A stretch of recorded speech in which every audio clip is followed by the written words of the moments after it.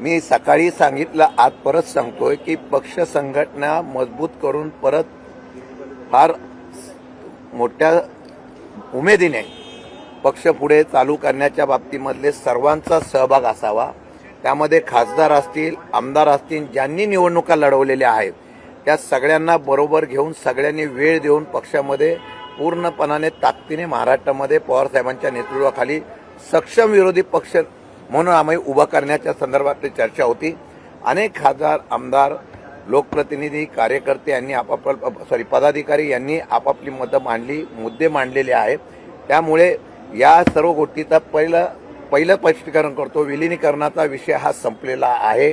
यापुढे विलिनीकरणाच्या बाबतीमधली कुठलीही चर्चा होणार नाही। आम्ही सक्षमतेने राष्ट्रवादी काँग्रेस, शरद पवार पक्ष हा पवार साहेबांच्या नेतृत्वाखाली आमच्याकडे एक तो नेता म्हणून आमचा जो चेहरा आहे तो घेऊन महाराष्ट्रामध्ये आम्ही जाणार आहोत आणि हे नक्की आमचं झालेलं आहे।